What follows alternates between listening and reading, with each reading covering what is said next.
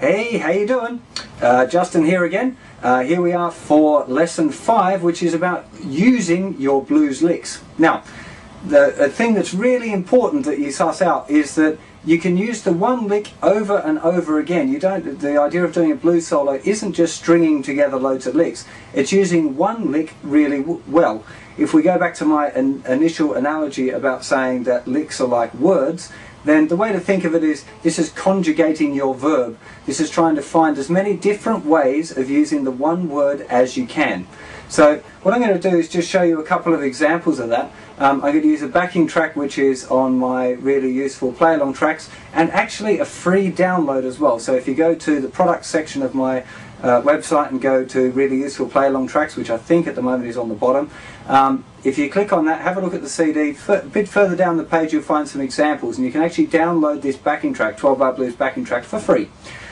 So you might want to go and check that out and use that to practice your 12-bar blues licks. If you don't use that, just find any other backing track. It doesn't have to be specifically that one, but that one works good. So what we're going to do first of all is just show you a little bit about using a couple of these licks in different ways, the different ways that you might want to use this. And the idea would be that you play a lick and then you maybe use a little bit of the scale.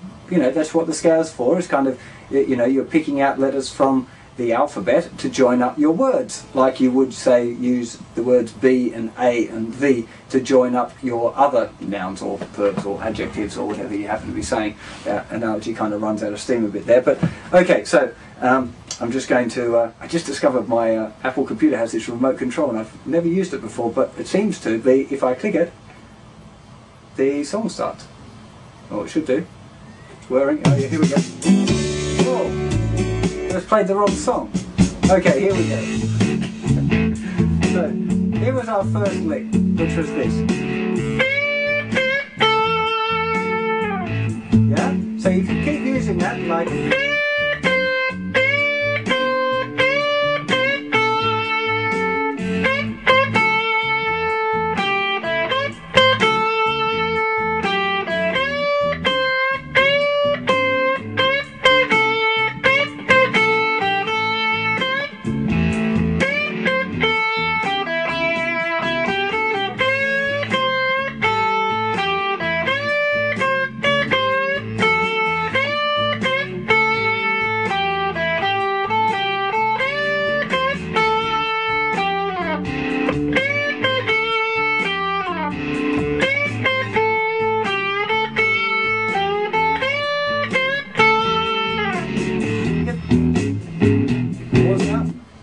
And that will be, and can you believe it, now my phone's going.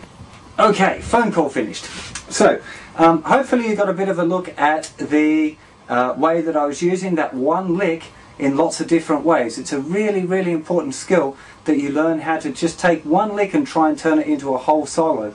If you listen to some of the great old blues masters, your Freddie King, B.B. Albert King, that group, the King's a really good place to start with blues because it's kind of fairly straightforward, it's not too complex, quite easy to work out. If you listen to that stuff, you'll hear very often they do solos with like 2 and 3 notes, like one lick for a whole solo, like 2 or 3 times around a 12-bar blues progression. So it's a really good idea to try and get into this. Take one lick. That backing track that you can get from my site is 5 minutes long. So if you were to take one lick and try and practice that one lick for 5 minutes, you'll really get a good feeling for exactly the different ways of using it. And you can kind of, the way I think of it is it's like you can go forwards, you can play the lick backwards, you can play the first part of the lick and then kind of keep going up to the first part. I don't know, if we take lick number 3 that I gave you, which was this, you could just keep repeating that first one.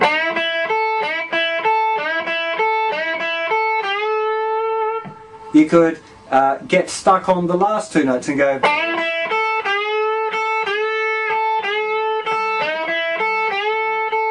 or you could leave off the bend on the second time and go like,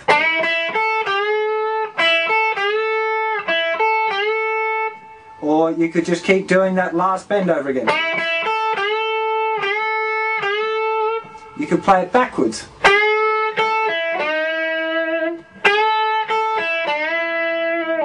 So by experimenting with that one lick, it really starts to, as a listener, it kind of makes sense, because whoever's telling you the story is using kind of the same word and talking about the same things. Does that make sense? It's kind of like, it's a way of expressing yourself through using, like you're talking about the one thing rather than just talking about loads of different things. Now, eventually, you probably don't want to play like one lick for the whole solo. You might use 3 or 4 or 5 different licks, maybe even more, but you start to find little ways of joining them together.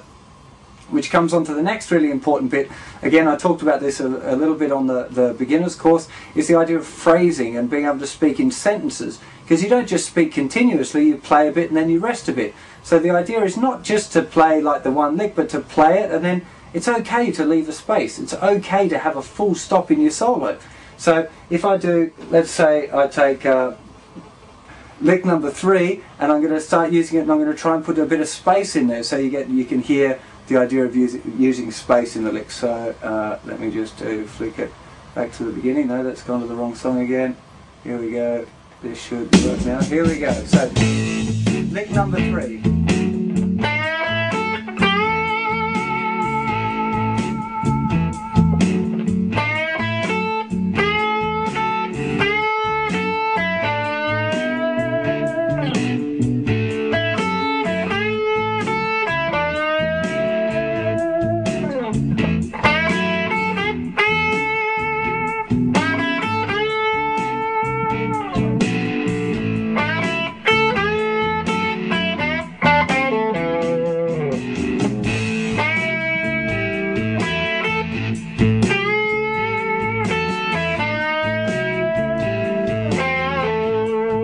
Using mixer scale as well.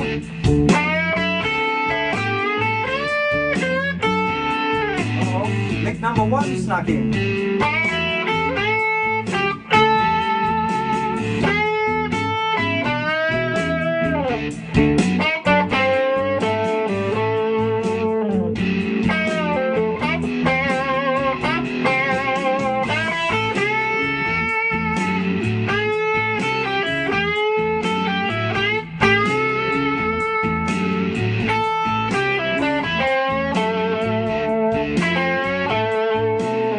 Number 5.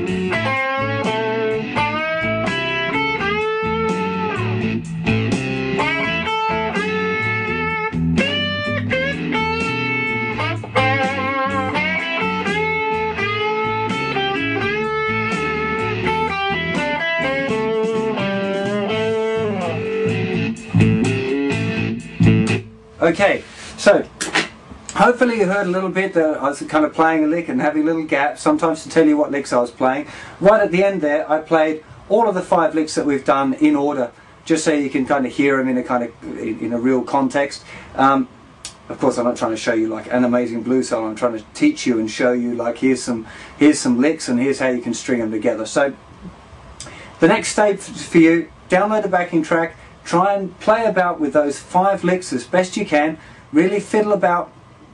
Playing backwards, playing forwards, try playing 5 minutes on 1 lick. Try playing just 2 licks, mucking around with that. Try using 1 lick mainly and then sometimes throwing in the other lick. There was one point in there where I said, I don't know if you hear me over the backing track when I talked, but you know, I was showing you lick number 3 and then lick number 1 snuck in. And the kind of the point of doing all of these licks so much is that they become kind of natural to your playing, and you just play them. You don't. It's not like if I'm doing a solo, I'm thinking, right, I'll play lick number 1 and then lick number 3 and lick number 21X or whatever. You know, it's just you play, and hopefully you've done it enough that the licks just kind of come out by themselves. You've got to practice it over and over again through repetition to get that kind of instinctive playing happening. Otherwise, you'll always just be kind of playing by numbers, and that's not really the best thing. So this will probably be the last one I think I'm going to film today, because I'm starting to get really tired and I'm really hungry. So have a bit of a go at doing this, and I'll try and get another installment of blues licks and some more blues tricks for you to have a play around with really soon. So enjoy what we've got so far, take care of yourselves, practice hard, and I'll see you soon. Peace, dudes.